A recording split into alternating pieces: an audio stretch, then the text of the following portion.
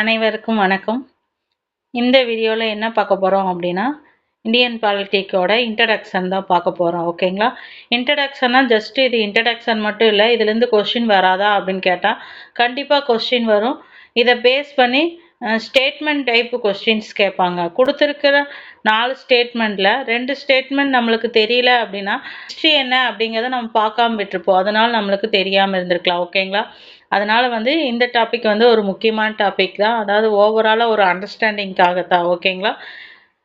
இந்த வீடியோவில் எதாவது நம்ம பார்க்க போகிறோம் அப்படின்னா, இந்தியன் கான்ஸ்டியூஷனோட இந்திய அரசமைப்போட பரிணாமம் எப்படியெல்லாம் இந்தியன் அரசியலமைப்பு அப்படிங்கிறது நமக்கு கொண்டு வந்தோம் அப்படிங்கிறத பற்றியும், எப்படி உருவாக்குனாங்க, இந்தியன் கான்ஸ்டியூஷனை எப்படி உருவாக்குனாங்க அப்படின்னும், இந்தியன் அரசியலமைப்போட முக்கிய கூறுகள் என்னென்ன, அதோட சிறப்பு இயல்புகள் என்னென்ன அப்படின்னும் பார்த்துக்கலாம். அதுக்கூட மூல ஆதாரங்கள் எங்கேருந்தெல்லாம் நம்ம கான்ஸ்டியூஷனை எடுத்து நம்ம எழுதியிருக்கோம் அப்படிங்கிறத பற்றி பார்த்துக்கலாம்.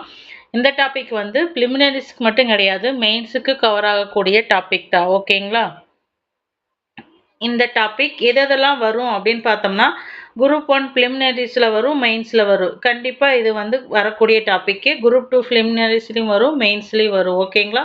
குரூப் 4ல் மேலோட்டமாக தான் கொஸ்டின் கேட்பாங்க, உள்ளே போக மாட்டாங்க.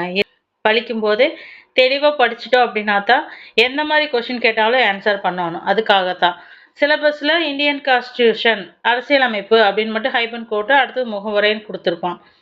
அந்த இந்திய அரசியலமைப்புன்னு கொடுத்ததுக்கு காரணமே அதில் முக்கியமான பாயிண்ட்ஸுகளை நம்ம தெரிஞ்சுக்கணும் தான். ஓகேங்களா? கான்ஸ்டியூஷன் உருவாக்குறதுக்கு முன்னாடி என்ன நடந்துச்சு, எப்படியெல்லாம் கான்ஸ்டியூஷன் உருவாக்கணும் அப்படிங்கிற கான்செப்டை மட்டும் தெரிஞ்சு வச்சுட்டா போதும். ஓகேங்களா? இந்தியன் கான்ஸ்டியூஷன், இந்தியன் பாலிட்டியோட இம்பார்ட்டன்ட் ஃபேக்ட் என்ன அப்படின்னு பார்த்துக்கலாம். இந்தியன் பாலிட்டி அப்படிங்கும்போது இது ஒரு இன்ட்ரடக்ஷன் கிளாஸுங்காட்டி இம்பார்ட்டண்டான ஃபேக்ட்ஸ் எல்லாம் என்ன இருக்குது, முக்கிய கூறுகள் என்னென்ன இருக்குது அப்படிங்கிறத தெரிஞ்சுக்கலாம். அஸ்தசாத்திரம் அப்படிங்கிற நூலில் பொது ஆண்டுக்கு முன்பே, அஸ்தசாத்திரம் நூலில் பொது ஆண்டுக்கு முன்பே 3ஆம் நூற்றாண்டில் கௌடில்யரால் எழுதப்பட்ட அரசியல் பொருளியல் அப்படின்னா அரசியல் சார்ந்த பொருளியலும் இருந்திருக்கு, மற்றும் நிர்வாக ஆளுகளை பற்றிய நூல் அப்படின்னு சொல்லி நம்ம இந்திய வரலாற்றில் அஸ்தசாத்திரம் அப்படிங்கிற நூல் முக்கிய பங்கு வகிக்கிறது. அதில் இந்த மாதிரி அரசியல் விதிகள், ரூல்ஸ் அதை பற்றியெல்லாம் அஸ்தசாத்திர நூலில் இருந்திருக்கு. அதாவது பாலிடிக்ஸ் அப்படிங்கிற வார்த்தை போலிக்ஸ் அப்படிங்கிற சொல்லிலேருந்து வந்திருக்கு. பாலிட்டிக் அப்படிங்கிறது போலிக் அப்படின்னு சொல்லிலேருந்து வந்திருக்கு. இந்த போலிக்ஸ் அப்படின்னா என்ன, நகர அரசு தான் என்ன சொல்கிறாங்க, போலிக்ஸ். போலிக்ஸ்னா நகர அரசு அப்படின்னு தெரிஞ்சுக்கங்க. நவீன சொல்லான அரசு, ஸ்டேட் அப்படிங்கிறாங்களா, ஸ்டேட் கவர்மெண்ட் அப்படிங்கிறது ஸ்டேட்டஸ் அப்படிங்கிற வார்த்தையிலேருந்து வந்திருக்கு. ஸ்டேட் அப்படிங்கிறது ஸ்டேட்டஸ் அப்படிங்கிற சொல்லிலேருந்து வந்தால் தான் ஸ்டேட். இப்போ அரசு அப்படின்னா ஒரு நாடாக இருந்தாலும் சரி, ஒரு மாநில அரசாக இருந்தாலும் அதனோட முக்கிய கூறுகள் என்னென்ன அப்படின்னு பார்த்தோம்னா, அரசு அப்படின்னாவே அங்கே அரசு அப்படின்னா அங்கே மக்கள் இருந்தால் தான் அரசாங்கமே நடக்கும். ஸோ மக்கள் அப்படிங்கிறது தான் முக்கியமான ரோல் பண்ணுறவங்க யார், அரசில் முக்கிய ரோல் பண்ணுறவங்க யார் அப்படின்னா மக்கள். மக்கள் இருந்தால் தான் அங்கே அரசாங்கம் அப்படிங்கிற ஒன்றே இருக்கும். அடுத்து நிலப்பரப்பு, அரசாங்கம், இறையாண்மை. ஒரு அரசு அப்படின்னா அதனோட முக்கிய கூறுகள் அப்படின்னா இந்த 4 தான் சொல்லணும். மக்கள் தொகை, நிலப்பரப்பு, அரசாங்கம், இறையாண்மை. அதிகாரிகள் எல்லாத்தையும் உள்ளடக்கியதான் அரசாங்கம்னு சொல்லணும். இறையாண்மை அப்படின்னா இப்போ இறையாண்மைன்னா தனித்து செயல்படுற மாதிரி இருக்கணும். ஒரு நடவடிக்கைகளை வேற நாட்டோட ஆதிக்கத்தோட கீழே இருக்கக்கூடாது. இறையாண்மை அப்படிங்கிறது தனித்து செயல்படுற மாதிரி. இப்போ நடைமுறை எடுத்துக்காட்டு சொன்னோம் அப்படின்னா, இப்போ இந்தியா பாகிஸ்தானுக்கு இடையில பிரச்சனை இருக்குது அப்படின்னா 2 நாட்டுகளுக்கு பிரச்சனை 2 நாடுகள் தான் தீர்த்துக்கிற மாதிரி இருக்கணும். 3வது ஒரு நாடு 2 நாட்டுக்கு பிரச்சனைக்கு இடையில தலையிடக்கூடாது. அதைத்தான் என்னன்னு சொல்கிறாங்க, இறையாண்மை அப்படிங்கிற வார்த்தை விளக்கக்கூடியதாக இருக்குது. அடுத்து பார்த்தோம் அப்படின்னா இந்தியா அப்படிங்கிறது ஒரு குடியரசு நாடு. அதாவது குடியரசு அப்படின்னாவே மக்களால் தேர்ந்தெடுக்கப்பட்ட அரசு இயங்கிட்டு இருக்கு. அதுதான் ஜனநாயக நாடு. இந்தியா அப்படிங்கிறது ஜனநாயக நாடு. இந்தியா அப்படின்னாவே என்னன்னா மாநிலங்களின் ஒன்றியம், யூனியன் ஆஃப் ஸ்டேட்ஸ். இந்தியா அப்படின்னா யூனியன் ஆஃப் ஸ்டேட் அப்படின்னு தான் சொல்கிறாங்க. இந்தியா அப்படிங்கிறது மாநிலங்களோட ஒன்றியமாக இருக்கு. எல்லா மாநிலங்களும் சேர்ந்தது தான் இந்தியா அப்படின்னு சொல்லப்படுகிறது. பாராளுமன்ற அமைப்பை கொண்டது. இந்தியாவில் வந்து பாராளுமன்றம் அமைப்பு இருக்கு, அது 2 அவைகள் இருக்கு. அந்த மாதிரி அரசியலமைப்பை கொண்டது தான் இந்திய நாடு. ஒற்றை ஆட்சியில் தான் இருக்கு. இப்போ இந்தியா முழுமைக்கு ஒரே ஆட்சி தான். மாநில அரசுகளுக்கும் தனித்தனி ஆட்சி இருக்கும். ஆனா அதனோட ஆட்சிகள்லாம் மத்திய அரசுக்கு கட்டுப்பட்டு தான் மாநிலங்கள் அரசு இயங்குகிறது. ஸோ இந்தியா அப்படிங்கிறது வந்து ஒற்றை ஆட்சி கொண்ட நாடு அப்படின்னு சொல்லலாம். கூட்டாட்சி கட்டமைப்பை கொண்டது. இப்போ மாநிலங்கள் எல்லாம் சேர்ந்து மத்திய அரசு கூட இயங்கிட்டு இருக்கு. மாநிலங்கள் அரசும் வந்து ஆட்சியில வந்து பங்கு வகிச்சுட்டு தான் இருக்கு. அதாவது மாநிலங்கள்ல தனித்தனி முதலமைச்சர் மூலமா ஆட்சி செய்யறதுனால இது என்னன்னு சொல்றாங்க அப்படின்னா, இந்தியா அப்படிங்கிறது வந்து ஒரு கூட்டாட்சி அமைப்பை கொண்ட நாடு அப்படின்னு சொல்லலாம். அடுத்து அரசியலமைப்பு சட்டம். அரசியலமைப்பு சட்டம் வந்து நாடாளுமன்றத்திற்கும் மாநில சட்டமன்றங்களுக்கு இடையே வந்து சட்டமன்ற அதிகாரத்தை வந்து பகிர்ந்து அளிக்கிறது. சட்டமன்ற அதிகாரத்தை வந்து அரசியலமைப்பு சட்டம் தான் வந்து நாடாளுமன்றத்துக்கும் மாநில சட்டமன்றத்துக்கும் இடையே சட்ட அதிகாரங்களை வந்து பகிர்ந்து அளிக்கிறது. பொதுப்பட்டியல், மத்திய பட்டியல், மாநில பட்டியல் அப்படின்னு 3 பட்டியல் இருக்கும். மாநில பட்டியலில் உள்ள துறைகள் மீது சட்டம் இயற்ற அதிகாரம் வந்து மாநிலங்களுக்கு இருக்கு. அதெல்லாம் அடுத்தடுத்து பார்க்கும்போது நாம பார்க்கலாம். ஓகேங்களா? அரசியலமைப்பு சட்டம் அப்படிங்கிறது வந்து அரசியலமைப்பு சட்டம் அப்படிங்கிறது வந்து நீதித்துறை, தலைமை கணக்கு தணிக்கையாளர், பொது சேவை ஆணையங்கள், அதாவது வந்து யூபிஎஸ்சி கமிஷனுக்குள்ள தமிழ்நாடு பப்ளிக் சர்வீஸ் ஆகட்டும், யூபிஎஸ்சி கமிஷன் ஆகட்டும், அந்த மாதிரி ஆட்கள் சேர்க்கிற பணியாளர் தேர்வாணையங்கள் இருக்குல்ல, அந்த தேர்வாணையங்கள் ஆகட்டும், தலைமை தேர்தல் ஆணையங்கள், இதெல்லாம் எப்படி இயங்குது அப்படின்னா சுதந்திரமாக இயங்குறதுக்கு அதிகாரம் வந்து அரசியலமைப்பு சட்டம் வந்து அளித்துள்ளது. அது வந்து எந்த அரசு கீழே இயங்க வேண்டியதில்லை. இப்போ டிஎன்பிஎஸ்சினா எக்ஸாமில் பாஸ் ஆனால் உடனே அவங்களுக்கு போஸ்டிங் கொடுக்கணும். பொலிட்டிக்கல் இன்ஃப்ளூஷன் வந்து கண்டிப்பாக இருக்கக்கூடாது. அதுதான் வந்து என்னன்னு சொல்கிறாங்க, சுதந்திரமாக தனித்து இயங்குறது அப்படின்னு சொல்கிறது. ஓகேங்களா? இந்திய அரசியலமைப்போட பரிணாமம். இந்திய அரசியலமைப்போட பரிணாமம் அப்படிங்கிறது வந்து நிர்வாகம் மற்றும் சட்ட சீர்திருத்தங்கள் அப்படின்னு 1857க்கு முன்னாடி, 57க்கு முன்னாடி, 57க்கு அப்புறம் அப்படின்னு 2 வச்சுக்கலாம். 1857க்கு முன்னாடி, 1857க்கு அப்புறம் நிர்வாக சீர்திருத்த சட்டங்கள் என்னென்ன வந்துச்சு அப்படின்னு பார்க்கலாம். 1857ல தான் என்ன வந்துச்சு அப்படின்னா விக்டோரியா மகாராணியோட அறிக்கை வரும். அதுக்கு முன்னாடி எப்படி இருக்கும் அப்படின்னா ஆங்கிலேய கிழக்கிந்திய கம்பெனி கீழே தான் வந்து இந்தியா இருந்துச்சு.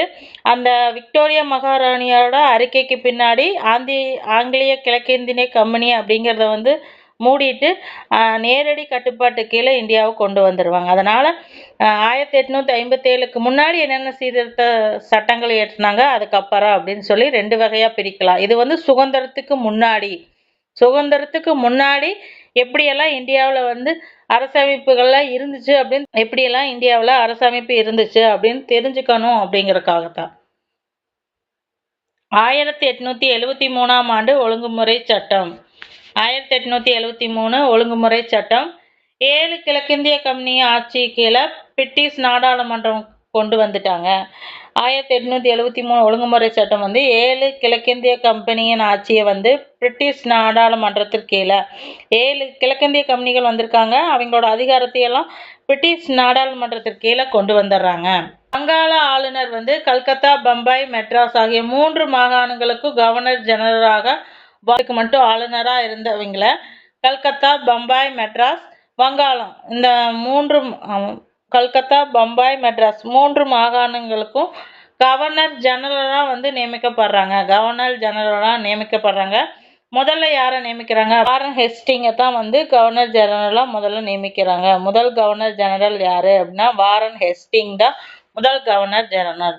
எந்த சட்டத்தின் மூலமா அப்படின்னா 1773ஆம் ஆண்டு ஒழுங்குமுறை சட்டம். கல்கத்தாவில் வந்து ஒரு உச்ச நீதிமன்றம் நிறுவப்பட்டிருக்கு. 1773 சட்டத்தின் கீழேயே வந்து கல்கத்தாவில் ஒரு உச்ச நீதிமன்றம் அப்படிங்கிறது நிறுவப்பட்டுருச்சு. அடுத்த சட்டம் 1884 பிட் இந்தியா சட்டம். 1784 பிட் இந்தியா சட்டம். பிரிட்டிஷ் அரசாங்கத்தில் வந்து ஒரு அமைச்சரின் தலைமையில் 6 உறுப்பினர்களை கொண்ட கட்டுப்பாட்டு வாரியம் அப்படின்னு ஒன்று அமைக்கப்பட்டுச்சு. பிட் இந்திய சட்டத்தின் கீழே பிரிட்டிஷ் அரசாங்கத்தில் ஒரு அமைச்சர் அப்படின்னு ஒரு கவர்னர் ப்ளஸ் 6 மெம்பர்ஸ் அப்படின்னு கொடுத்துருக்காங்க. ஒரு கவர்னர் ப்ளஸ் 6 மெம்பர்ஸ் அப்படின்னு சொல்லி ஒரு கட்டுப்பாட்டு வாரியத்தை வந்து பிட் இந்தியா ஆக்டின் கீழே உருவாக்கி இருக்காங்க. அதுதான் முக்கிய சிறப்பம். அதில் வர்த்தகம் தொடர்பான பிரச்சனைகளை வந்து நிர்வாகத்தின் இயக்குநர்கள் கீழே இருக்கிற நீதிமன்றத்திற்கு கீழே இருந்துருச்சு. நிர்வாக இயக்குநர்களே வந்து ஒரு கவுன்சிலர் இருப்பாங்க. அந்த கவுன்சிலர் கீழே வர்த்தக தொடர்பான பிரச்சனைகளை பார்க்குற மாதிரி இந்த சட்டம் கொண்டு வந்துருச்சு. அடுத்து பார்த்தோம் அப்படின்னா 1793ஆம் ஆண்டு சாசன சட்டம். 1793ஆம் ஆண்டு சாசன சட்டம் அப்படிங்கிறது முந்தைய சட்டங்கள்ல இயக்கப்பட்ட முக்கியமான விதிகள் எல்லாம் இந்த சட்டத்துல கீழே ஒருங்கிணைச்சு கொண்டு வந்திருக்காங்க. 1793ல இதுக்கு முன்னாடி இயற்றின சட்டங்களை எல்லாம் ஒருங்கிணைச்சு இந்த சட்டத்தை கீழே கொண்டு வந்திருக்காங்க. அடுத்து பார்த்தோம் அப்படின்னா 1813ஆம் ஆண்டு சாசன சட்டம். 1813ஆம் ஆண்டு சாசன சட்டத்துல 25 ஆண்டுக்கு ஒரு முறை சாசன சட்டத்தை வந்து புதுப்பிக்கணும் அப்படின்னு சொல்லி ரூல்ஸ் கொண்டு வராங்க. அதனால அதுக்கப்புறம் எப்போ வேணா 1813, அதுக்கப்புறம் 20னா 1833, அதுக்கப்புறம் 20 வருஷம் அப்படிங்கும்போது 1853 அப்படின்னு 3 சாசன சட்டங்கள் அடுத்தடுத்து நிறைவேற்றிருப்பாங்க 20 வருஷத்துக்கு ஒருக்கா. அதாவது 1813 சாசன சட்டத்தின்படி கிழக்கிந்திய கம்பெனியின் வர்த்தக ஏகபோகம் அப்படிங்கிறது முடிவுக்கு கொண்டு வந்துட்டாங்க. ஏகபோக வர்த்தகத்துக்காக மட்டும் கொண்டு வந்த கிழக்கிந்திய கம்பெனி அப்படிங்கிறத முடிவுக்கு கொண்டு வந்துட்டாங்க. ஏன்னா அவங்க ரூல் பண்ணணும் அப்படின்னு சொல்லி முடிவு பண்ணிட்டாங்க. அதனால தான் வர்த்தகம் மட்டும் பண்ணிட்டு இருந்தா ஆகாது, நம்ம வந்து ரூல் பண்ணணும் அப்படின்னு முடிவு பண்ணிட்டாங்க. மெட்ராஸ், பாம்பே, கல்கத்தா அப்படிங்கிற 3 கவுன்சில்களையும் அதிகாரங்கள் வந்து விரிவுபடுத்திட்டாங்க. ஒரு இடத்துக்கு மட்டும் இல்லாமல் மெட்ராஸ், பாம்பே, கல்கத்தா அப்படின்னு 3 மாகாணங்களையும் அவங்களோட அதிகாரங்களை வந்து விரிவுபடுத்துகிறாங்க. பிரிட்டிஷ் பாராளுமன்றத்தின் அதிக கட்டுப்பாட்டிற்கு உட்பட்டுட்டாங்க. அதுக்கு முன்னாடி கம்பெனி அப்படின்னா அதனோட பாராளுமன்றத்தினோட கட்டுப்பாடுங்கிறது கம்மியாக தான் இருந்துச்சு. ஆனால் வந்து வர்த்தகத்திலிருந்து ரோல் பண்ணுற அளவுக்கு வந்தனால பிரிட்டிஷ் பாராளுமன்றத்தின் அதிக கட்டுப்பாடு வந்து இந்த இந்தியா வந்துடுச்சு. அதுக்கப்புறம் முக்கியமான சீர்திருத்தம் என்னன்னா, கிறிஸ்துவ மிஷினரிஸ் எல்லாம் வந்து இந்தியாவில் வந்து தங்கள் மதத்தை பரப்புறதுக்கு அனுமதி வழங்கிட்டாங்க. இந்த 1813 சாசன சட்டத்தின்படி கிறிஸ்துவ மிஷினரிஸ்கள் வந்து இந்தியாவில் தங்கள் மதத்தை பரப்புறதுக்கெல்லாம் அனுமதிக்கப்பட்டுட்டாங்க. உள்ளூர்ல தன்னாட்சி அமைப்புகள் வந்து வரி விதிக்க அதிகாரம். இது முக்கியமான என்னன்னா, உள்ளூர்ல லோக்கல் கவர்மெண்ட்டுக்கெல்லாம் வந்து அவங்களே வரி விதிக்கலாம் அப்படின்னு சொல்லி அதிகாரம் வழங்கிட்டாங்க. இது முக்கியமான பாயிண்ட்ஸ். அடுத்த ஆக்ட் என்னன்னா 1833ஆம் ஆண்டு சாசன சட்டம். பாராளுமன்றத்தால் இயற்றப்பட்ட 1833ஆம் ஆண்டு சாசன சட்டம் வந்து இந்திய சட்டங்களை ஒருங்கிணைத்து நெறிமுறைப்படுத்துவதற்காக ஒரு சட்ட ஆணையத்தை வந்து நிறுவருக்கு வழிவகுத்து இருக்கு. ஒரு சட்ட ஆணையத்தை நிறுவருக்கிற இந்த 1813ஆம் ஆண்டு சாசன சட்டம் வழிவகுத்து இருக்கு. இந்த சட்டத்தின் மூலம் இந்தியாவில் வந்து அடிமை முறை அப்படிங்கிறத ஒழிச்சிருக்காங்க. எப்போ அப்படின்னா 1843ஆம் ஆண்டு இந்தியாவில் அடிமை முறையை வந்து ஒழிச்சிருக்காங்க. அடிமை முறை அப்படின்னா இப்போ ஆட்களை கொண்டு அடிமையாக வச்சுட்டு அவங்களுக்கு சம்பளமே கொடுக்காம கொத்தடிமைகளாக வேலை வாங்கிட்டே இருப்பாங்க. அதான் வந்து அடிமை முறை அப்படிங்கிறது. அந்த 1843ஆம் ஆண்டு இந்தியாவில் அடிமை முறை ஒழிக்கப்பட்டது. முதல் முறையாக கவர்னர் ஜெனரலின் அரசாங்கம். அப்போ கவர்னர் ஜெனரலோட அரசாங்கம் அப்படிங்கிறது இந்திய அரசு அப்படின்னு சொல்லியிருக்காங்க. அவரோட கவுன்சில் என்னன்னு சொல்லியிருக்காங்க, இந்தியாவோட கவுன்சில். கவர்னர் ஜெனரல் கீழே இருக்கிற அரசாங்கத்தை வந்து இந்திய அரசாங்கம் அப்படின்னும், அவரோட கவுன்சில்கள் என்னன்னு சொல்றாங்க, இந்திய கவுன்சில் அப்படின்னு சொல்லியிருக்காங்க. அடுத்து பார்த்தோம்னா 1853ஆம் ஆண்டு சாசன சட்டம். சாசன சட்டங்கள் 3 தொடர்ந்து வரும். 1813, 1833, 1853, இந்த அடுத்தடுத்து 20 ஆண்டுகள் இடைவெளியில் நிறைவேற்றப்பட்ட இந்த 3 சாசன சட்டங்கள். நிர்வாகத்தை வந்து மேம்படுத்துவதற்காக அப்போதைய கவர்னர் ஜெனரலாக இருந்த டல்ஹவுசி தான் வந்து இந்த சாசன சட்டத்தினோட அறிக்கைக்கு வந்து முன்மொழிஞ்சிருக்காரு. அதைத்தான் சட்டமாக வந்து ஏற்றியிருக்காங்க. பிரிட்டிஷ் பாராளுமன்றத்தில் வந்து எந்த நேரத்திலும் வந்து இந்தியாவின் கம்பெனி நிர்வாகத்தை வந்து முடிவுக்கு கொண்டு வர அதிகாரத்தை வந்து கொடுத்துட்டாங்க. எதற்காக அப்படின்னா, அதுக்கு முன்னாடி வரைக்கும் வர்த்தக அடிப்படையில் இருந்தங்காட்டி ஆங்கிலேய கிழக்கிந்திய கம்பெனி அப்படின்னு பேரில் தான் இயங்கிட்டு இருந்துச்சு. இந்த சட்டத்தின் மூலமா எப்போ வேணால் அந்த கம்பெனியோட ஆட்சியை முடிவுக்கு கொண்டு வந்துட்டு பிரிட்டிஷோட நேரடி கட்டுப்பாட்டு கீழே இந்தியாவை கொண்டு வரணும் அப்படிங்கிற சட்ட திருத்தம் தான் என்னன்னா அந்த 1853ஆம் ஆண்டு சாசன சட்டம். அதுக்கப்புறம் பார்த்தோம்னா 1857க்கு பிறகான நிர்வாக மற்றும் சட்டமன்ற சீர்திருத்தங்கள் எது அப்படின்னு பார்த்தோம்னா இந்திய அரசு சட்டம் 1858. இது முக்கியமான அரசு சட்டம்.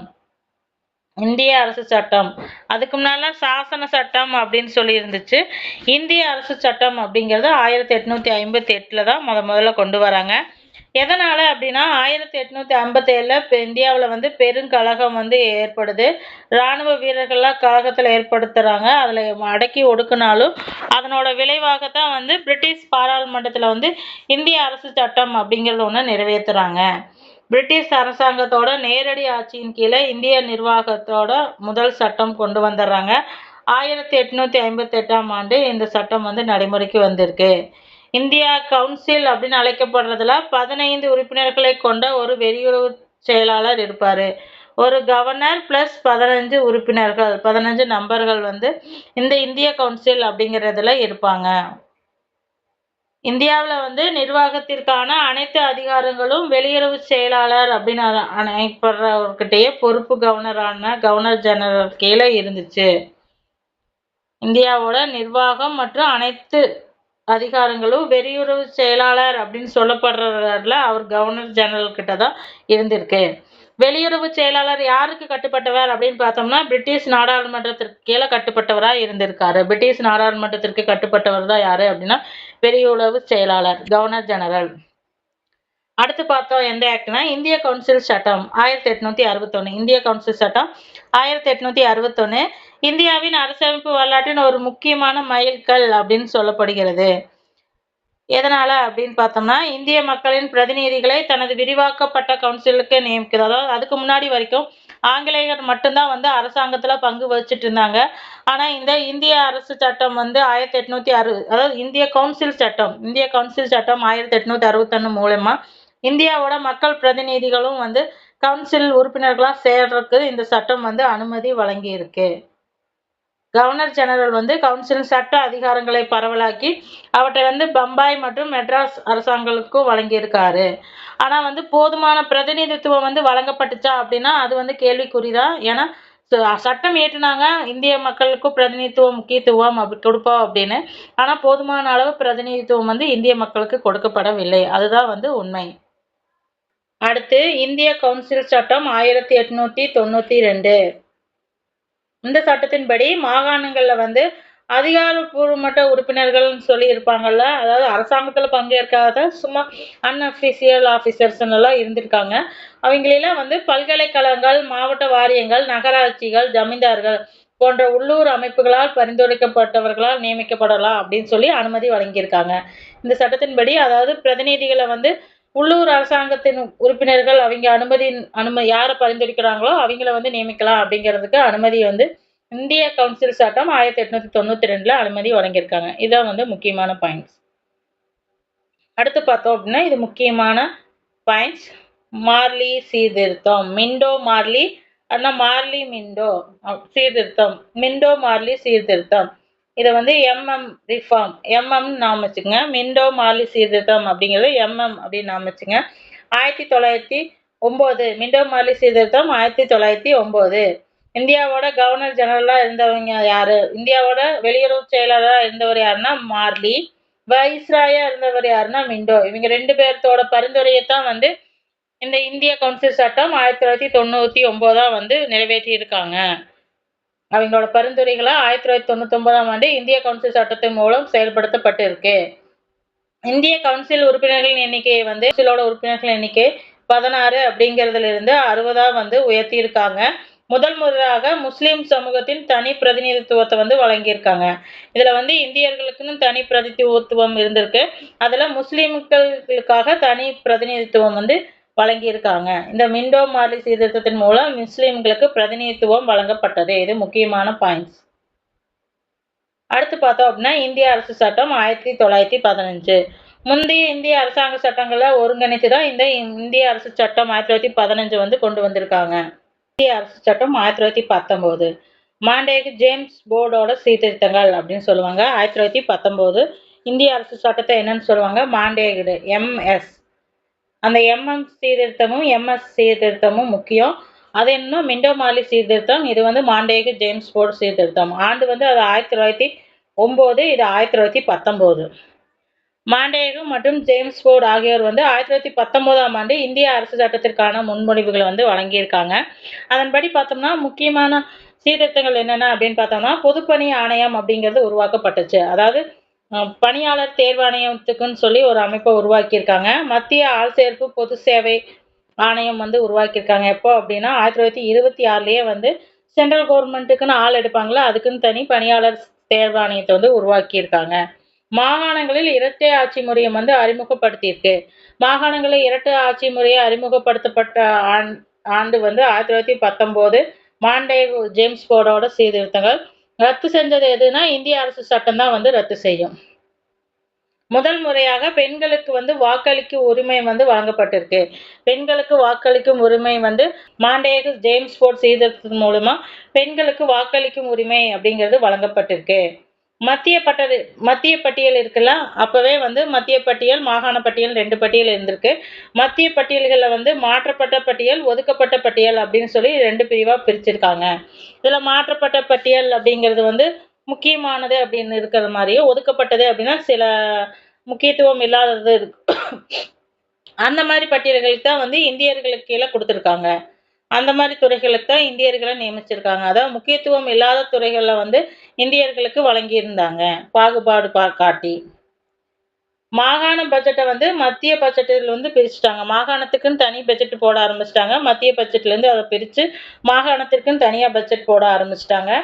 மாகாண மசோதாவுக்கு வந்து ஆளுநர் ஒப்புதல் கிடைச்சாலும் ஆளுநர் வந்து ஜெனரலுக்கு ஒப்புதலுக்கு வந்து அவர்கிட்ட வந்து அழிச்ச பின்னாடி தான் வந்து ஆளுநர் ஒப்புதல் அளிக்கணும் அப்படின்னு சொல்லி ஒரு விதிமுறையை கொண்டு வந்துட்டாங்க. ஆளுநர் வந்து ஒப்புதல் கொடுத்த உடனே அது சட்டமாகாது. ஆளுநர் வந்து கவர்னர் ஜெனரல் கிட்ட ஒப்புதல் வாங்கினதுக்கு அப்புறம் தான் வந்து அந்த சட்டம் வந்து நிறைவேற்றப்படும் அப்படிங்கிற விதியை கொண்டு வந்துட்டாங்க. இந்திய சட்டமன்றம் அதிக பிரதிநிதித்துவம் கொண்டதாகவும் முதல் முறையாக வந்து இரு சபை கொண்டதாகவும் மாற்றிட்டாங்க. அப்பவே வந்து மேலவை கீழவை அப்படின்னு இரு அவை கொண்ட சட்டமன்றமா வந்து இந்திய சட்டமன்றத்தை வந்து மாத்திட்டாங்க. இதெல்லாம் சுதந்திரத்துக்கு முன்னாடியே. இந்த சீர்திருத்தம் கொண்டு வந்தது எப்போ அப்படின்னா 1919லயே இந்த நடைமுறைக்கு வந்துருச்சு இந்தியாவில். அடுத்து பார்த்தோம் அப்படின்னா சைமன் குழு வந்து 1919ஆம் ஆண்டு கொண்டு வந்தாங்கல்ல சீர்திருத்தம், அதோட செயல்பாட்டை விசாரிக்கிறதுக்காக தான் வந்து 1927ஆம் ஆண்டு 1919ல கொண்டு வந்ததை விசாரிக்க 1927ஆம் ஆண்டு சைமன் தலைமையில் வந்து ஒரு ஆணையம் அமைக்கப்பட்டிருக்கு. இவரை தான் வந்து இந்தியாவில் சைமன் குழுவோட வருகையை வந்து எதிர்ப்பாங்க, தீவிரமாக எதிர்ப்பு காட்டியிருப்பாங்க சைமனுக்கு எதிராக. அவரோட அறிக்கையை எப்போ சமர்ப்பித்தாரு அப்படின்னா 1930ல் வந்து அவரோட அறிக்கையை சமர்ப்பித்தாரு. 1927ல் ஆணையம் அமைக்கப்படுது. அறிக்கை வந்து 1930ல் சமர்ப்பிக்கிறாங்க. அவரோட அறிக்கைக்கு ஏற்ப தான் வந்து இந்திய அரசு சட்டம் வந்து 1935ல் உருவாக்கப்பட்டது. சைமன் குழுவோட பரிந்துரையின் அடிப்படையில் தான் இந்திய அரசு சட்டம் 1935ல் உருவாக்கப்பட்டது. இந்திய அரசு சட்டம் இது முக்கியமான சட்ட அமைப்பு அப்படின்னு சொல்லணும்.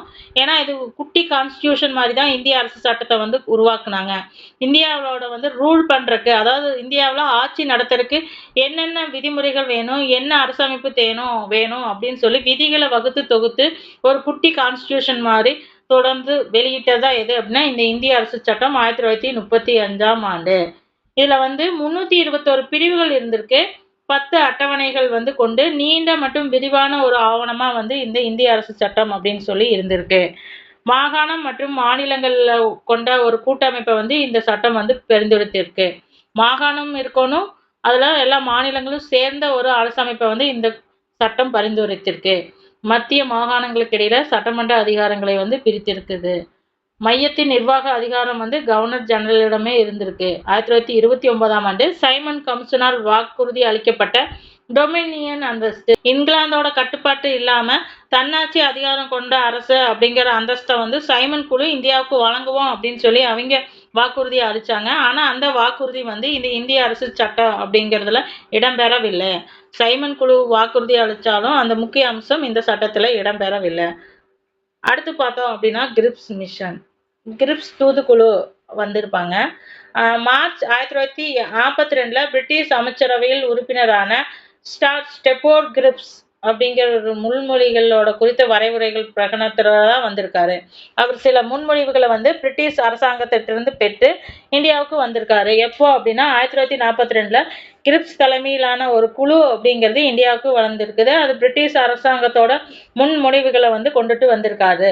அதனோட முக்கியமான முன்மொழிவுகள் என்னென்ன அப்படின்னு பார்த்தோம்னா, இந்திய அரசியலமைப்பு சட்டம் இந்திய மக்களால் தேர்ந்தெடுக்கப்பட்ட அரசியலமைப்பு சபையால் உருவாக்கப்படணும் அப்படின்னு சொல்லியிருக்காங்க.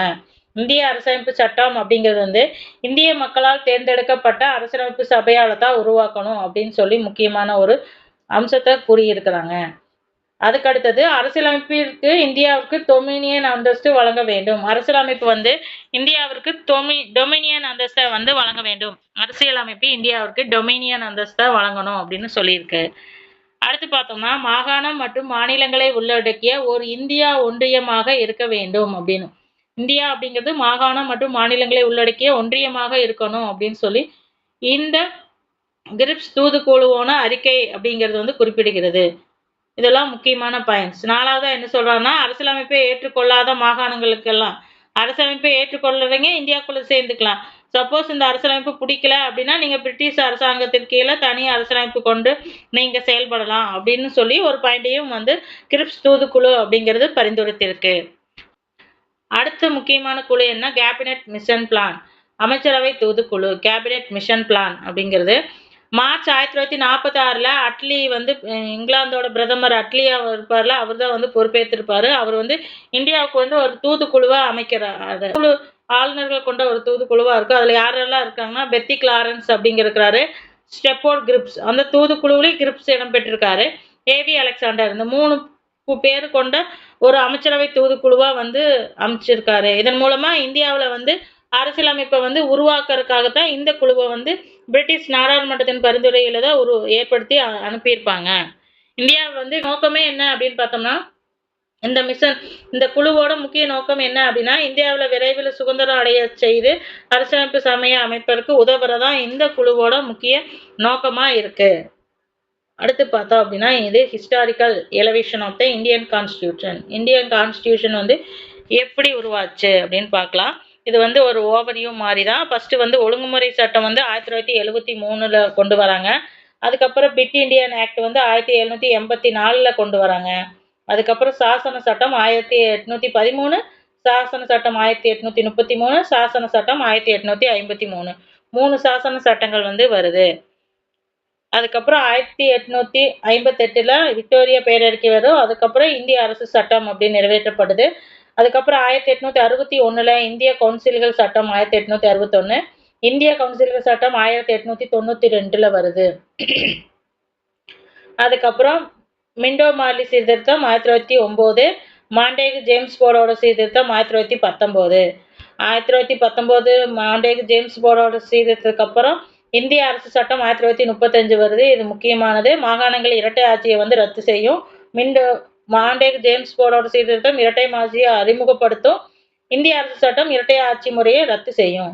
இந்திய சுதந்திர சட்டம் அப்படிங்கிறது 1947 இந்தியா சுதந்திரம் அடைந்ததா வந்து அறிவிக்கப்பட்டதா எதுனா இந்திய சுதந்திர சட்டம். இதுதான் வந்து சுதந்திரத்துக்கு முன்னாடி இந்தியாவில் நிறைவேற்றப்பட்ட முக்கியமான சட்டம். ஓகேங்களா?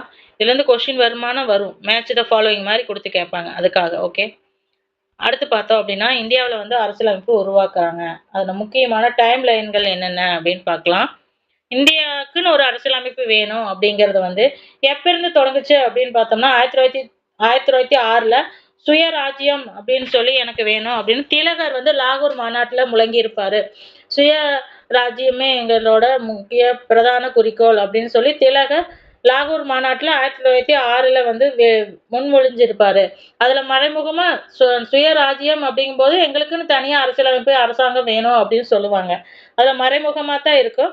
ஆனா முதல்ல இந்தியாவுக்குன்னே தனி அரசியல் அமைப்பு, அரசியல் நிர்ணய சபை வேணும் அப்படின்னு முதல்ல பரிந்துரைத்தது யாரு அப்படின்னா எம் என் ராய் தான் 1934 இந்தியாவுக்குன்னு தனி அரசியலமைப்பு வேணும் அப்படின்னு பரிந்துரைத்தவர் வந்து எம்.என். ராய் 1934. அவர் பரிந்துரைத்ததை வந்து 1935 நடக்கும்ல இந்திய தேசிய காங்கிரஸ் மாநாட்டுல வந்து அதே கோரிக்கையை வந்து காங்கிரஸ் ஏத்துக்கிட்டு இந்தியாவுக்குன்னு ஒரு அரசியலமைப்பு வேணும் அப்படின்னு சொல்லி ஒரு கோரிக்கையை வந்து பிரிட்டிஷ் அரசாங்கத்தை வந்து இந்திய தேசிய காங்கிரஸ் வந்து வைக்கிறாங்க.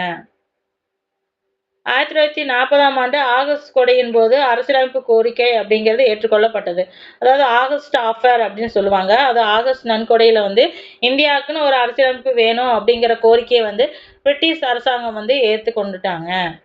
1942 கிரிப்ஸ் முன்மொழிவுல வந்து இந்தியாவுக்குன்னு வந்து ஒரு அரசியல் அமைப்பை வந்து ஏற்படுத்தணும். அதுக்குன்னு ஒரு அரசியல் நிர்ணய சபையை ஏற்படுத்தணும் அப்படின்னு சொல்லி கிரிப்ஸ் தூதுக்குழுவோட முன்மொழிவுகள் வந்து முன்மொழிஞ்சிருக்காங்க. ஆனா இதை வந்து முஸ்லீம் லீக் வந்து நிராகரிச்சுட்டாங்க. இந்திய தேசிய காங்கிரஸ் NIC வந்து ஏத்துக்கிட்டாங்க. ஆனா முஸ்லீம் லீக் வந்து நிராகரிச்சிருக்காங்க. ஏன்னா எங்களுக்கு பிரதிநிதித்துவம் வேணும் அப்படின்னு அவங்க கோரிக்கை வச்சிருப்பாங்க. அவங்களோட கோரிக்கையை ஏற்காதங்காட்டி நாங்க இந்த கோரிக்கையை நிராகரிக்கிறோம் அப்படின்னு சொல்லி முஸ்லீம் லீக் சொல்லிடுவாங்க. 1946 அமைச்சரவை தூதுக்குழு வந்து அரசியல் நிர்ணய சபைக்கான பணி திட்டத்தை வந்து முன்மொழிச்சிருக்காங்க. அமைச்சரவை தூதுக்குழு தான் எந்த மாதிரி அரசியல் நிர்ணய சபையை நீங்க உருவாக்கலாம் அப்படிங்கிற ஒரு சில பரிந்துரைகளை எல்லாம் வந்து அவங்க கேபினெட் மிஷன் இருக்காங்க. கேபினெட் மிஷன் அவங்க தான் வந்து பரிந்துரைத்திருக்காங்க. 1946 நவம்பர்ல வந்து அமைச்சரவை மிஷன் திட்டத்தின் கீழ் தான் அரசியல் நிர்ணய சபை அப்படிங்கிறது வந்து உருவாக்கப்பட்டிருக்கு. அரசியல் நிர்ணய சபை அப்படிங்கிறது 1946 நவம்பர்ல உருவாக்கப்பட்டிருக்கு. அந்த அரசியல் நிர்ணய சபையினோட முதல் கூட்டம் எப்ப நடந்துச்சு அப்படின்னா டிசம்பர் 9, 1946 முதல் கூட்டம் அப்படிங்கிறது நடைபெற்றுச்சு. அதனோட தற்காலிக தலைவரா வந்து சச்சிதானந்த சின்ஹா அப்படிங்கிறவர் தேர்ந்தெடுக்கப்பட்டார். ஏன்னா முதல் கூட்டம் நடத்தும் போது அதுக்கு தலைவர் வேணும் அப்படிங்கறதுக்காக தற்காலிக தலைவரா சச்சிதானந்த சின்ஹா அப்படிங்கிறவர் தேர்ந்தெடுக்கிறாங்க. அந்த கூட்டத்திலேயே வந்து ராஜேந்திர பிரசாத்தை வந்து தலைவரா வந்து தேர்ந்தெடுக்கிறாங்க. அதுவும் இல்லாம இந்த சச்சிதானந்த சின்ஹா அப்படிங்கிறவர் வந்து இறந்துருவாரு. டிசம்பர்ல எடுப்பாங்க, அவர் ஜனவரியிலேயே இறந்துருவாரு. அதுக்கப்புறம் ராஜேந்திர பிரசாத் தான் வந்து தலைவரா இருப்பாங்க.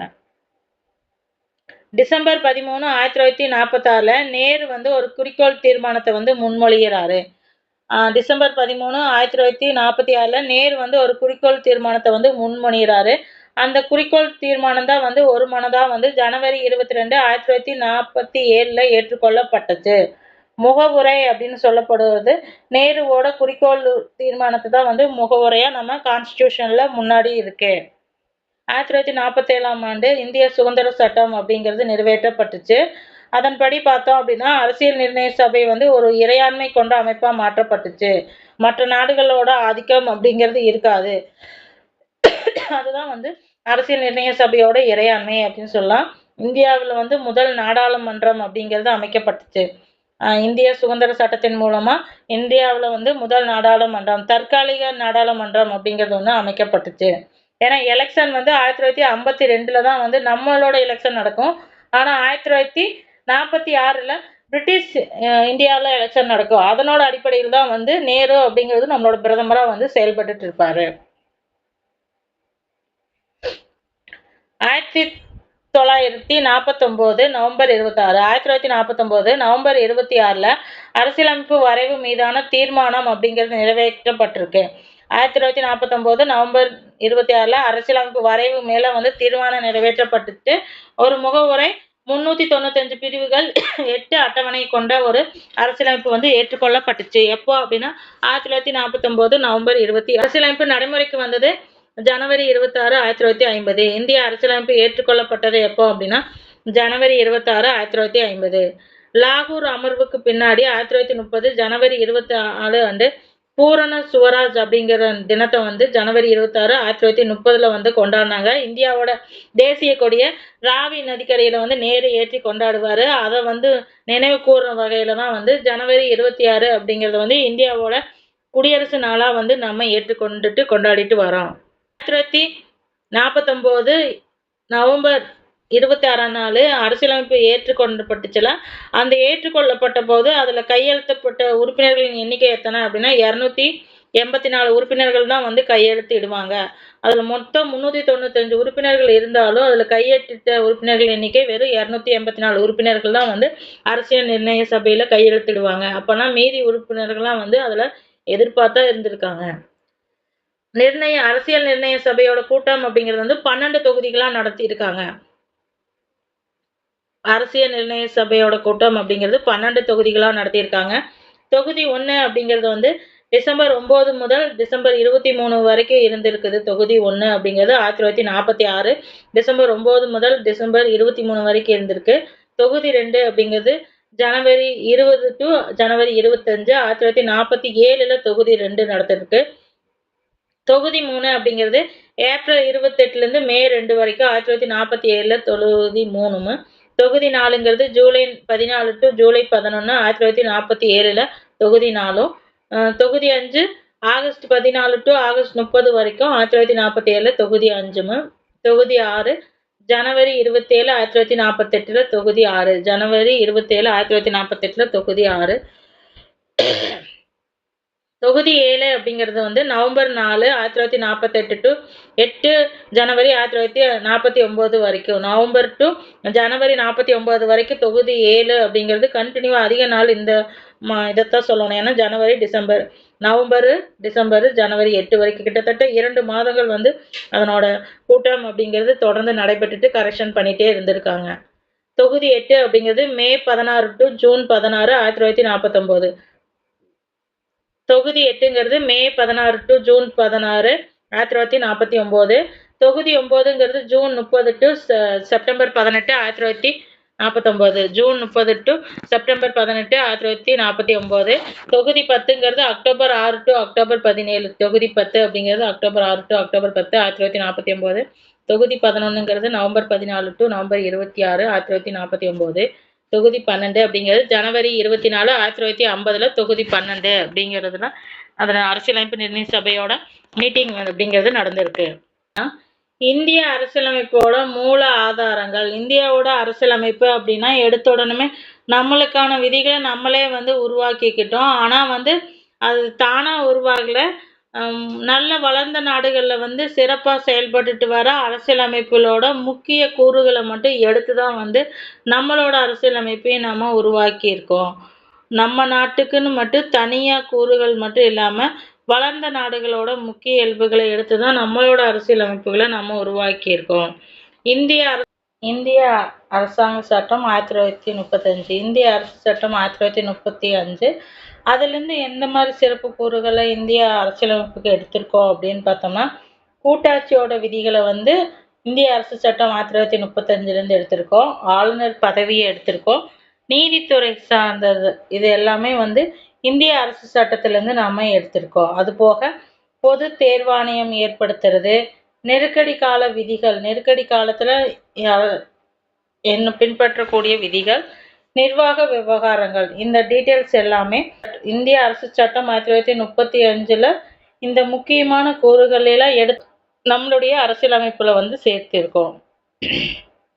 அடுத்து பிரிட்டனோட அரசியலமைப்பிலிருந்து என்னென்ன கூறுகளெல்லாம் எடுத்திருக்கோம் அப்படின்னு பார்த்தோம்னா, நாடாளுமன்ற அரசு முறையை பிரிட்டன் அரசியலமைப்பிலேருந்து எடுத்திருக்கோம். ஒற்றை குடியுரிமை அப்படிங்கிறதையும் பிரிட்டன் அரசிலிருந்து எடுத்திருக்கோம். சட்டத்தின் ஆட்சி, அதாவது நீதிமன்றத்தோட ஆட்சி தான் சட்டத்தோட ஆட்சி. நாடாளுமன்ற செயல்முறைகள், இடைக்கால தடை ஆணைகள், இதெல்லாம் எங்கேருந்து எடுத்திருக்காங்க அப்படின்னு கேட்டால் பிரிட்டன் அரசாங்கத்திடமிருந்து எடுத்தது தான் வந்து இந்த நாடாளுமன்ற அரசு, ஒற்றை குடியுரிமை, சட்டத்தோட ஆட்சி. கனடாட்டிருந்து எது எடுத்திருந்தோம் அப்படின்னு பார்த்தோம்னா, கூட்டாட்சி அப்படிங்கிறது கனடாட்டிருந்து எடுத்திருக்கோம். அதுபோக மத்திய அரசிடம் வந்து பொதுப்பட்டியல் இருக்கும் அப்படிங்கிற ஒரு நடைமுறையை வந்து கனடா அரசமைப்பிலிருந்து தான் எடுத்திருக்கோம். ஆளுநர் நியமனம் வந்து கனடா அரசமைப்பிலிருந்து தான் எடுத்திருக்கோம். உச்ச நீதிமன்றத்தின் அறிவுரைகளுக்கு அதிகார வரம்பு இருக்கு அப்படின்னு அதிகார வரம்பை நிர்ணயம் செய்யறதையும் வந்து கனடா அரசுகிட்ட இருந்து தான் வந்து நம்ம எடுத்திருக்கோம். அடுத்து பார்த்தோம் அப்படின்னா அமெரிக்கா அரசியலமைப்பு.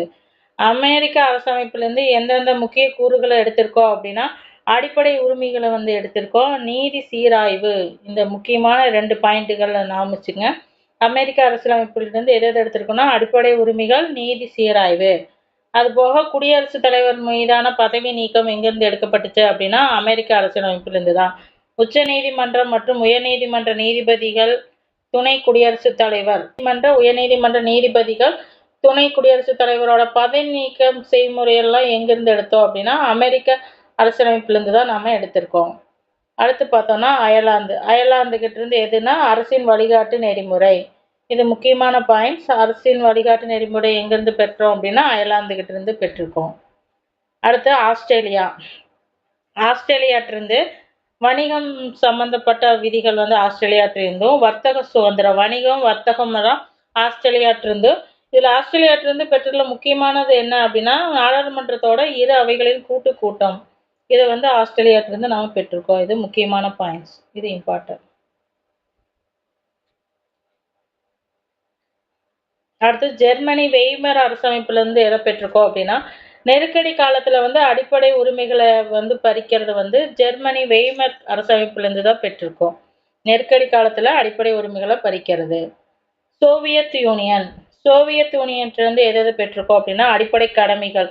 அடிப்படை கடமைகள் அப்படிங்கிற சோவியத் யூனியன்லேருந்தும், முகப்புறையில் வந்து சமூக பொருளாதார அரசியல் அப்படிங்கிற வார்த்தை வந்து சோவியத் யூனியன் கிட்ட இருந்து தான் வந்து நம்ம பெற்றிருக்கோம்.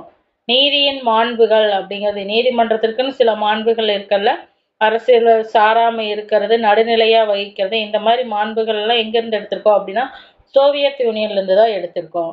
அடுத்து பிரான்ஸ். பிரான்ஸ் கிட்ட இருந்து என்ன எடுத்திருக்கோம் அப்படின்னா குடியரசு அப்படிங்கிறது வந்து பிரான்ஸ் கிட்ட இருந்தும், முகப்புரையில வந்து சுதந்திரம், சமத்துவம், சகோதரத்துவம், இந்த 3 இம்பார்ட்டன்ட் பாயிண்ட்ஸும் வந்து எங்கேருந்து எடுத்திருக்கோம் அப்படின்னா பிரான்ஸ் கிட்ட இருந்து தான் வந்து நம்ம எடுத்திருக்கோம். சுதந்திரம், சமத்துவம், சகோதரத்துவம், இது எல்லாமே ட்ரிபிள் எஸ். ட்ரிபிள் எஸ் இந்த 3 எங்கேருந்து எடுத்திருக்கோம் அப்படின்னா பிரான்ஸ் கிட்ட இருந்து எடுத்திருக்கோம். அடுத்து பார்த்தோம் அப்படின்னா தென்னாப்பிரிக்கா. தென்னாப்பிரிக்காவிலிருந்து அரசியலமைப்பு சீர்திருத்தத்தை பண்ணுறதை வந்து தென்னாப்பிரிக்காட்டிருந்து கொண்டு வந்திருக்கோம். அரசியலமைப்பு திருத்த முறையும் மாநிலங்களோட உறுப்பினர்களை தேர்வு செய்யறது, இந்த 2 கூறுகளையும் எங்கேருந்து எடுத்திருக்கோம் அப்படின்னா தென்னாப்பிரிக்காவிலிருந்து. இந்திய அரசியலமைப்போட சிறப்பு கூறுகள் என்னென்ன அப்படின்னு பார்க்கலாம். இந்திய அரசியலமைப்பு அப்படிங்கிறது வந்து நீளமான எழுதப்பட்ட அரசமைப்பு. உலகிலே வந்து நீளமான கையில் எழுதின அரசியலமைப்பு எது அப்படின்னு பார்த்தோம்னா இந்திய அரசியலமைப்பு தான். அதில் ஹிந்தியிலே இருக்கும், இங்கிலீஷ்லேயும் இருக்கும். 2 பிரதிகளை வந்து எழுதியிருக்காங்க. ஓகேங்களா. முகவுரை பற்றி பார்க்கும்போது அதனோட டீட்டெயில்ஸ் எல்லாம் பார்க்கலாம். இதில் வந்து முக்கியமாக மேலோட்டமாக மட்டும் பார்த்துக்கலாம். ஒவ்வொரு டாப்பிக்காக பார்க்கும்போது அதில் முக்கியமான சிறப்புகள் என்னென்ன அப்படின்னு பார்த்துக்கலாம். நீளமான எழுதப்பட்ட அரசியலமைப்பு தான் எதுனா இந்திய அரசியலமைப்பு.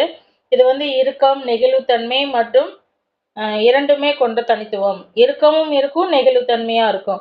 சில இடங்களில் இப்போ நீதிமன்ற சார்ந்த சட்டங்கள்லாம் வந்து இறுக்கமாக தான் இருக்கும். நெகிழ்வுத்தன்மை மக்களுக்கு வந்து சிறப்பான சீர்திருத்த சட்டங்களை கொண்டு வரணும்னா நம்ம நிறைவேற்றிக்கலாம். அதெல்லாம் நெகிழ்வுத்தன்மையோட தான் இருக்கும். இது 2மே கொண்டது தான் என்ன இந்திய அரசியலமைப்பு. இறையாண்மை, சமதர்ம, மதச்சார்பின்மை, மக்களாட்சி, குடியரசு. இந்தியா அப்படிங்கிறது வந்து இறையாண்மை, சமதர்ம, மதசார்பின்மை, மக்களாட்சி, குடியரசா வந்து இந்தியா இருக்கு. நாடாளுமன்ற ஆட்சி முறையை வந்து நம்மளோட அரசியலமைப்பு நம்மளுக்கு வழங்குகிறது. நாடாளுமன்ற ஆட்சி முறையை நம்மளோட அரசியலமைப்பு நமக்கு வழங்குது. ஒற்றை குடியுரிமையை வந்து அரசியலமைப்பு நமக்கு வழங்குது. ஒற்றை குடியுரிமை இந்தியா முழுமைக்கும் வந்து ஒரே குடியுரிமை தான். மத்திய அரசு தான் குடியுரிமையை வழங்கும். 2015 பிப்ரவரி 27ஆம் ஆண்டு மக்களவையில் வந்து குடியுரிமை சட்டம் வந்து நிறைவேற்றப்பட்டுச்சு. 2015 பிப்ரவரி 27 மக்களவையில் குடியுரிமை சட்டம் நிறைவேற்றப்பட்டுச்சு. 1995ஆம் ஆண்டு குடியுரிமை சட்டத்தில் திருத்தங்களை கொண்டு வந்திருக்காங்க. 1995ஆம் ஆண்டு குடியுரிமை சட்டத்தில் வந்து திருத்தங்களை கொண்டு வந்திருக்காங்க. அடுத்து பார்த்தோம்னா இந்தியாவில் வந்து வயது வந்தோர் வாக்குரிமை, இதுவும் நம்மளோட அரசியலமைப்பினோட சிறப்பு அம்சங்கள். 18 வயது ஆனால் எல்லாருமே என்ன பண்ணலாம் அப்படின்னா ஓட்டு போடலாம். ஓட்டு போடுறதுக்கு உரிமை இருக்கு. இது வந்து நம்மளோட அரசியலமைப்பு நமக்கு வழங்கியது. சுதந்திரமான மற்றும் ஒருங்கிணைந்த நீதி அமைப்பு. நீதி அமைப்பு அப்படிங்கிறது இந்தியாவில் சுதந்திரமாக செயல்பட்டு இருக்கு அப்படின்னு சொல்றாங்க. ஒருங்கிணைந்த நீதி அமைப்பு அப்படின்னா மாவட்ட நீதிமன்றங்கள்லாம் உயர்நீதிமன்றத்திற்கு கீழே இருக்கும். உயர்நீதிமன்றங்களுக்கு எல்லாமே எது கீழே வரும் அப்படின்னா உச்ச நீதிமன்றத்திற்கு கீழே தான் வரும். உச்ச நீதிமன்றம் வழங்குற தீர்ப்பே வந்து இறுதியான தீர்ப்பாக இருக்கும். அது வழங்குற தீர்ப்பு நாடு முழுவதும் உள்ள அனைத்து மாவட்டங்கள், உயர் நீதிமன்றங்கள் மற்றும் மாவட்ட நீதிமன்றங்களுக்கெல்லாம் பொருந்தும். அதுதான் என்னங்கிறது ஒருங்கிணைந்த நீதி அமைப்பாக வந்து இந்தியாவில் செயல்பட்டு இருக்கு. அடுத்த அடிப்படை உரிமைகளை வந்து நமது அரசமைப்பு நமக்கு வருது. 6 உரிமைகளை நமக்கு அரசியலமைப்பு வழங்குகிறது. எது எது அப்படின்னா சுதந்திர உரிமை, சுரண்டலுக்கு எதிரான உரிமை, மத வழிபாட்டு உரிமை, கல்வி உரிமை, பண்பாட்டு உரிமை. அரசியலமைப்பு படி தீர்வு காணும் உரிமை, அதுனா நிவாரணம் கோரும் உரிமை அப்படின்னு சொல்றாங்க. நம்மள கைது பண்றாங்கன்னா அதுக்கு எதிர்க்கா நம்ம போய் கோர்ட்ல கேஸ் போடுறதுக்கு நமக்கு உரிமை இருக்கு. இதெல்லாம் தான் அடிப்படை உரிமைகள். கல்வி உரிமை. கல்வி உரிமை அப்படிங்கிறது இந்தியாவுல வந்து அடிப்படை உரிமையாவும் இருக்கு, அடிப்படை கடமையாவும் இருக்கு. கல்வி வந்து கற்கணும் அப்படிங்கிறது ஒவ்வொரு குடிமகனோட அடிப்படை உரிமையா வந்து இந்தியாவுல சொல்லப்படுகிறது. இது இந்திய அரசியலமைப்போட முக்கிய சிறப்பம்சங்கள்ல ஒன்று. இது கல்வி உரிமை. அடுத்து அரசின் வழிகாட்டு நெறிமுறைகள். அரசோட வழிகாட்டு நெறிமுறைகள் அப்படிங்கிறது வந்து அரசுக்கும் நீதிமன்றத்துக்கும் வழிகாட்டும். ஆனா வந்து அது வழிய மட்டும்தான் காட்டும், கட்டாயமா செயல்படுத்து அப்படின்னு சொல்லாது. அதான் வந்து அரசின் வழிகாட்டு நெறிமுறை. அடிப்படை கடமைகள். குடிமக்களுக்கென்று அடிப்படை கடமைகளையும் வகுத்து உள்ளது. இதெல்லாம் நம்மளோட அரசியலமைப்போட சிறப்பு அம்சம். கூட்டாட்சி. இந்திய அரசியலமைப்பு வந்து மத்திய மற்றும் மாநில அரசுகளுக்கு வந்து கூட்டா வந்து ஒரு சட்டங்களை வந்து கொண்டிருக்கு. தனித்தனி சட்டங்கள் இல்லாம கூட்டா தான் நம்மளுக்கு சட்டங்கள் இருக்கும். அதனால கூட்டாட்சி. நீதி சீராய்வு சமநிலை நாடாளுமன்றத்தோட மேலாதிக்கம். நீதியில வந்து சீராய்வு பண்றதுல சமநிலையா இருக்கும். ஆனா நாடாளுமன்றத்தோட மேலாதிக்கத்தை தான் நமது அரசியலமைப்பு வழங்கி இருக்கு. அரசமைப்பிற்கு உருவாக்குறதுக்கு எடுத்துக்கொண்ட நாட்கள் எத்தனை நாள் எடுத்துட்டாங்க அப்படின்னா 2 ஆண்டுகள் 11 மாதங்கள் 18 நாட்களை வந்து எடுத்துக்கொண்டிருக்காங்க. அரசியலமைப்பு உருவாக்குறதுக்கு 2 ஆண்டுகள் 11 மாதங்கள் 18 நாட்களை வந்து எடுத்துக்கொண்டிருக்காங்க. அரசியல் நிர்ணய சபையோட உறுப்பினர்கள் யார் யார் எத்தனை பேர் அப்படின்னு பார்த்தோம்னா அரசியல் நிர்ணய சபையில மொத்த உறுப்பினர்கள் வந்து 385 உறுப்பினர்கள் இருந்திருக்காங்க. அது மாகாணத்திலிருந்து 292 உறுப்பினர்கள் தேர்ந்தெடுக்கப்பட்டிருக்காங்க.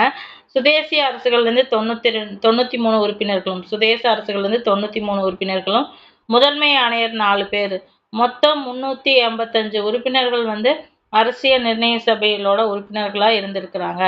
இதுல மக்களால் தேர்ந்தெடுக்கப்பட்ட உறுப்பினர்கள் அப்படிங்கிறது 92 பேர் இருந்திருக்காங்க. 292 பேர். 296 உறுப்பினர்களை வந்து அந்த 92 + 4 அதான் 296 அப்படின்னா 296 உறுப்பினர்கள் வந்து 1946ஆம் ஆண்டு தேர்தல் நடைபெற்றுச்சுல அதன் மூலமா தான் வந்து தேர்ந்தெடுத்திருக்காங்க. அதுல வந்து 208 இடங்கள்ல வந்து இந்திய தேசிய காங்கிரஸ் ஜெயிச்சிருப்பாங்க. அதுல 73 இடங்கள் வந்து முஸ்லீம் லீக் வந்து ஜெயிச்சிருக்கும். மொத்தம் 292. மாகாண அரசியலமைப்பை உருவாக்குறதுக்கு வந்து சில குழுக்களை வந்து ஏற்படுத்தினாங்க. அந்த குழுவில் அடிப்படை உரிமைகள் மற்றும் சிறுபான்மையினர் குழு தலைவராக யார் இருந்தாங்க அப்படின்னு பார்த்தோம்னா சர்தார் வல்லபாய் பட்டேல் தான் வந்து அடிப்படை உரிமைகள் மற்றும் சிறுபான்மையர்கள் இருக்கிற விதிமுறையெல்லாம் உருவாக்குறதுக்கு தலைவராக இருந்தவர் சர்தார் வல்லபாய் பட்டேல். கொடிக்குழு தலைவராக யார் இருக்கிறாங்கன்னா ஜேபி கிருபாலனி. கொடிக்குழுவோட தலைவராக ஜேபி கிருபாலனி அப்படிங்கிறவங்க இருக்கிறாங்க. மைய அரசோட அதிகாரம் குறித்த குழு தலைவராக மைய அரசுக்குன்னு சில அதிகாரம் வேணும் அப்படிங்கிறதோட தலைவராக யார் இருக்கிறாங்க அப்படின்னா ஜவஹர்லால் நேரு தான் வந்து மைய அரசோட அதிகாரங்களை பற்றிய குழுவோட தலைவராக ஜவஹர்லால் நேரு இருக்கிறாங்க. மாநில அரசுகளுடன் பேச்சுவார்த்தை நடத்துகிற குழுவோட தலைவராக யார் இருக்கிறாங்கன்னா டாக்டர் ராஜேந்திர பிரசாத். மாநில அரசுகளோட பேச்சுவார்த்தை நடத்துகிற குழு தலைவராக யார் இருக்கிறாங்கன்னா ராஜேந்திர பிரசாத். மைய அரசரோட அரசியலமைப்பு குழு அப்படின்னா யாரோட கீழே ஜவஹர்லால் நேரு கீழே தான் மைய அரசோட அரசியலமைப்பு குழு வந்து இருந்திருக்கு. வகைப்படுத்தும் குழு யாருன்னா டாக்டர் ராஜேந்திர பிரசாத் கீழே தான் வகைப்படுத்தும் குழு இருந்திருக்கு. அரசியலமைப்பு வரைவு குழுவோட தலைவர் யாருன்னா BR அம்பேத்கர். அரசியலமைப்போட வரைவு குழுவோட தலைவர் யாருன்னா BR அம்பேத்கர். அவரு கீழே வந்து 6 மெம்பர்ஸ் இருந்திருக்காங்க. அம்பேத்கர் கூட கீழே 6 மெம்பர்ஸ் இருப்பாங்க. அவங்க உறுப்பினர்களா வரைவு குழுவோட உறுப்பினர்கள் யார் யாரு அப்படின்னு பார்த்தோம்னா Alladi Krishnaswami, Gopalaswami Ayyangar, KM Munshi, doctor KM Munshi, Syed Mohammad Saadulla அப்படிங்கிறவனும் மாதாராவ் BL மிட்டர் அப்படின்னு சொல்லப்படுகிற மாதாராவ் அவரும் அடுத்து DD கிருஷ்ணமாச்சாரியார் DP கைதான் அப்படின்னு சொல்லப்படுறீங்க. இவங்கெல்லாம் வந்து வரைவு குழுவோட உறுப்பினர்களாக வந்து இருந்தவங்க. அடுத்து பார்த்தோன்னா இந்தியாவோட அரசியலமைப்பில் இந்தியாவினோட தேசிய சின்னங்கள் அரசியலமைப்பில் ஏற்றுக்கொள்ளப்பட்ட தேசிய சின்னங்கள் எது அப்படின்னு பார்த்தோம்னா தாமரை வந்து 1950ஆம் ஆண்டு தேசிய மலராக ஏற்றுக்கொள்ளப்பட்டிருக்கு. தேசிய மரமாக ஆலமரம் வந்து 1950 ஏற்றுக்கொள்ளப்பட்டிருக்கு. மாம்பழம் வந்து 1950 வந்து மாம்பழத்தையும் வந்து ஏற்றுக்கொண்டுட்டோம். இந்த 3 சின்னம்தான் தாமரை, ஆலமரம், மாம்பழம். இந்த 3ங்களும் 1950 ஏற்றுக்கொள்ளிட்டாங்க. அடுத்து பார்த்தோம் அப்படின்னா மயில்ங்கிறது 63ல் தான் ஏற்றிருக்காங்க. மயில் அப்படிங்கிறது 63, புலி அப்படிங்கிறது 73ல் தான் ஏற்றுக்கொண்டிருக்கோம். கங்கை ஆறு அப்படிங்கிறது 2008ல் ஏற்றுக்கொண்டிருக்கோம். தேசிய ஆறா வந்து கங்கை ஆறை 2008ல் ஏற்றுக்கொண்டிருக்கோம். தேசிய விலங்கா வந்து யானை. தேசிய ஆற்று விலங்கா வந்து ஆற்று மூங்கில், அதாவது டால்ஃபின் இருந்திருக்கு. அது 2010ல் யானையும் டால்ஃபினையும் 2010ல் வந்து ஏற்றுக்கொண்டிருக்கோம். லாக்டோஃபேசியஸ் அப்படிங்கிற ஒரு நுண்ணுயிரியை வந்து 2012ல் வந்து ஏற்றுக்கொண்டிருக்கோம். அதுபோக ராஜநாகத்தையும் வந்து தேசிய அந்த ஊர்வனங்களா விலங்கா வந்து ஏற்றுக்கொண்டிருக்கோம். இதுதான் வந்து இந்தியாவோட நேஷனல் சின்னங்கள். தாமரை, ஆலமரம், மயில், புலி, கங்கை ஆறு, யானை, ஆற்று மூங்கில், லாக்டோஃபெசிசியஸ், ராஜநாகம், மாம்பழம். அடுத்து பார்த்தோம் அப்படின்னா தேசிய கொடி. தேசிய கொடி வந்து எப்படி இருக்குன்னா 3:2 அப்படின்னு சொல்லி இருக்கும். முதல்ல எந்த நிறம் இருக்கும் அப்படின்னா காவி நிறம் இருக்கும். அதுக்கப்புறம் தான் வெள்ளை நிறம், கீழே பச்சை நிறம் இருக்கும். வடிவமைத்தவர் யாரு அப்படின்னா பெங்காலி வெங்கையா. தேசிய கொடியை வடிவமைத்தவர் பெங்காலி வெங்கையா அப்படிங்கிறது தான் வந்து வடிவமைச்சாரு. இதனோட நீளம் அகலம் அப்படிங்கிறது 3:2 அப்படிங்கிற ரேஷியோவில் இருக்கும். காவி நிறம் தைரியத்தையும் தியாகத்தையும் நினைவு கூறும். பச்சை நிறம் செழுமையும் வளத்தையும் வந்து நினைவு கூறும். வெள்ளை நிறம் அப்படிங்கிறது நேர்மை, அமைதி, துன்பம் இது எல்லாத்தையும் வந்து பிரதிபலிக்கிற விதமாக தான் வந்து நம்மளோட தேசிய கொடி மூவர்ண கொடியா வந்து இருக்கு. விடுதலை இந்தியாவில் வந்து முதல் கொடியை வந்து எங்க வடிவமைச்சாங்க அப்படின்னா குடியாத்தத்தில் வேலூர்ல இருக்கிற குடியாத்தம் அப்படிங்கிற ஊர்ல தான் வந்து விடுதலை இந்தியாவோட முதல் கொடியை வந்து வடிவமைச்சிருக்காங்க. அதை வந்து நேரு வந்து ஆகஸ்ட் 15, 1947ஆம் ஆண்டு செங்கோட்டையில அந்த கொடியை தான் ஏற்றியிருக்காரு. அந்த கொடி இப்போ எங்க இருக்கு அப்படின்னா புனித ஜார்ஜ் கோட்டை அருங்காட்சியகத்தில் வந்து இப்போது இருக்கு. அசோக சக்கரம் வந்து எத்தனை ஆரங்களை உடையது அப்படின்னு கொஸ்டின் கேட்டாங்கன்னா 24 ஆரங்களை உடையது. தேசிய கீதம், தேசிய பாடல் ரெண்டுக்கு டிஃப்ரென்ஸ் பார்த்துங்க. தேசிய கீதம் நேஷனல் ஆன்சம் அப்படின்னு சொல்லுவோம். அது வந்து இயற்றியவர் யாருன்னா ரவீந்திரநாத் தாகூர். அவர் பெங்காலி மொழியில வந்து எழுதியிருப்பாரு. தேசிய கீதம் ஏற்றுக்கொள்ளப்பட்ட நாள் எப்போ அப்படின்னா ஜனவரி 24, 1950. ஜனவரி 24, 1950. தேசிய கொடி வந்து ஏற்றுக்கொள்ளப்பட்டது வந்து ஜனவரி 22, 1950ல் ஏற்றுக்கொண்டிருக்காங்க. தேசிய பாடல் அப்படிங்கிறது வந்து வந்தே மாதரம். அதை இயற்றியவர் யாருன்னா பகிம் சந்திர சாட்டர்ஜி.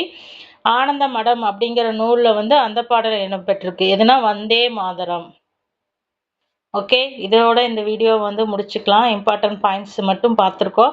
அதாவது இந்தியன் பாலிட்டிக்கான ஒரு இன்ட்ரடக்ஷன் தான் இந்த வீடியோ. ஓகேங்களா? அடுத்து வந்து முகவரை பற்றி பார்க்கலாம்.